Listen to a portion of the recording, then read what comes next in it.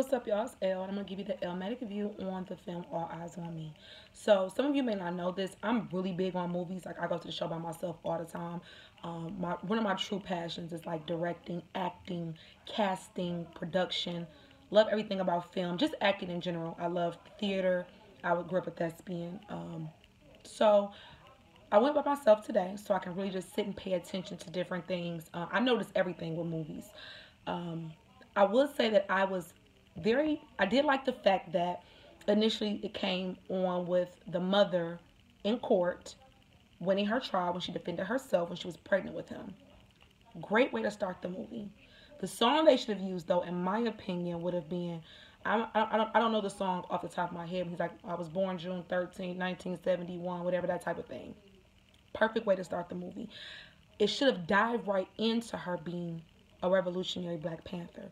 It should have dived right into what they were doing in their movement, because that is the reason why he was the Tupac Shakur that we knew, the militant, the leader, because of his upbringing. Irregardless to the other things happening in his life, he was born into revolution. So that should have been personally, if it were me, if I was a director or a producer, it would have been a 3-part miniseries on HBO. Episode 1 would have been his childhood. Episode 2 would have been diving into his career. Episode 3 would have been his murder. That's just me. Okay, so I didn't like the fact that each city they went to, it showed the city. Like, it showed like an overview of like the neighborhood. It reminded me of like Good Times. I wasn't feeling that at all. The beginning was very rushed for me. It went from 1971, 1975, 1987. It was like, and it wasn't enough breakdown for me. When Matulu went to jail, all we heard was he was a robber. It was more to it than that. They should have talked about Asada Shakur. They should have got deep into that situation there. Because that's all very important. Because when Tupac was really like being investigated by the FBI, a lot of that had to do with what his name stood for. Who was already behind him. Not just the fact that he was a rapper. They just want to throw some shit on him because of where he come from. You know how that shit go. They keep documentation of who's all involved, even as small children. Okay, so when they get to Baltimore, and it does not show the fact that his mother was on drugs.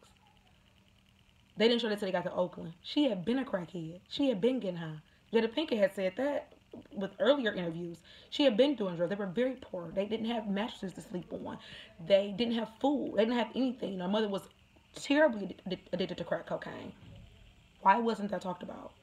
A guy comes in who is D. Ray Davis. Legs. Whose legs?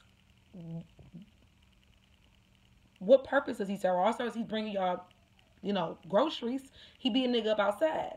What else happens? Who is he? What relevance does he have? That needs to be talked about.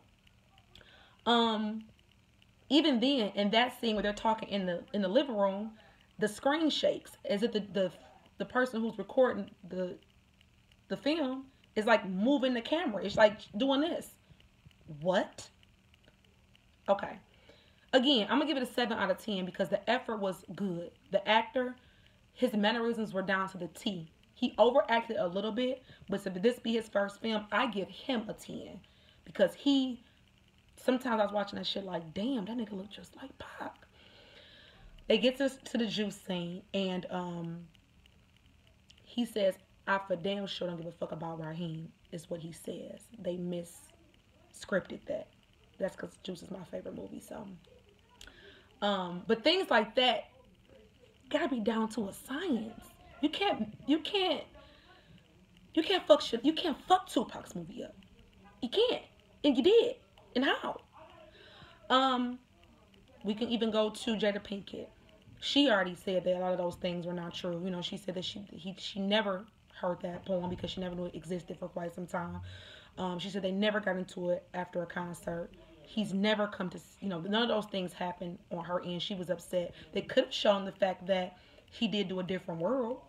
They should have shown the fact that he beat up the Hughes brothers for no fucking reason. They definitely should have showed him getting married to the girl randomly. They didn't show him getting arrested at Michigan State, which was something that was big for him too. They also could have talked about how Suge Knight already had a personal vendetta against Puffy because his nephew got shot in Atlanta. He felt like Puffy should have did something. Um, if you guys pay attention towards the end where they're talking about the guy that was supposedly got robbed at the mall, all that sound like some bullshit. Because where was your crew at? For one. For two, um, how did you hear him talking about some bad boy shit in your crib? Don't make bad sense to me. Um, I think that Tupac just looked up to Suge and he didn't put a wool over his eye. But the shit that Suge was, but he knew at the same time he wasn't getting out of it. He was not gonna get out of it. And it's just so unfortunate. I do think that the guy Nigel is actually Jimmy Henchman. They just can't say Jimmy Henchman's name because he's locked up for some drug related bullshit and some other deaths and all types of craziness. Look up Jimmy Henchman. That nigga's a beast. I kind of think the guy in jail who Clifton Powell plays may be Supreme McGriff, but I don't know. I could be making that up, but I'm kind of just guessing. I really don't know about that part. But the Nigel guy is really Jimmy Henchman. That's who got Tupac shot. And back then, Jimmy Henchman was dating Lisa Ray. That's how even Lisa Ray got in the "How Do You Want It" video. What else? What else? When he died and they started playing, basically, they damn should have just played "I Won't Complain." You know, Tupac with church music was not gonna hit it. They should have played How Long Do They Mourn Me. That's what I would have done. That's the perfect song to end. Because we've been mourning Tupac for 20 years. That's the perfect song. Not I Won't Complain. It wasn't I Won't Complain, but I mean that's what the fuck it really. I mean, it was like bass. It was just real churchy. It was very churchy, and I just didn't get that at all. Even that whole scene of them driving, that direction, the director was very poor. I could have did that shit on my phone. That's how poor it was for me. The girl played Faith Evans with them big ass rabbit teeth. Now y'all know y'all should have got me. Stop playing. They should have definitely talked about why Dr. Dre left Death Row. That was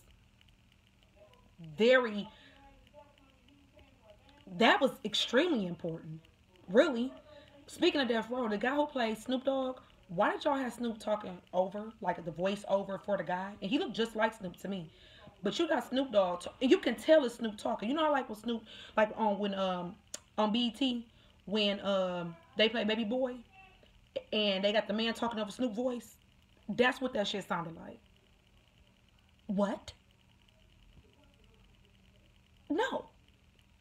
Just great effort. I give you a 7. Y'all did Pac wrong though. Anytime you do a biopic, we're supposed to see things that we don't already know about. Most 9 out of 10 of us know everything that's already happened in that movie. You can't make a movie about someone that you're not passionate about. You got to love Pac. Eric Michael Dyson would have executed the fuck out of that because he loved Tupac. John Singleton would have executed that because he loved the fuck out of Tupac.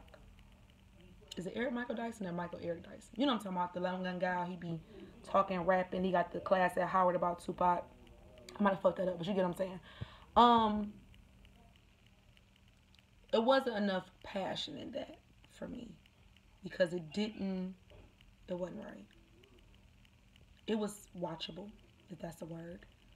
I might not really want to watch it again. It's not like NWA. It's not like Notorious. We can talk about biopics all day. Malcolm X, Ray, Ali. It wasn't top 5 biopics for sure. I need to see more. That's it, the Illmatic View. That's all I got for y'all. It was alright. I enjoyed it because the legacy of Tupac is what made me enjoy it. The memories of Tupac in the 90s, thinking of my dad, that's what had me live, But it could have been better. Alright, I'm out of here.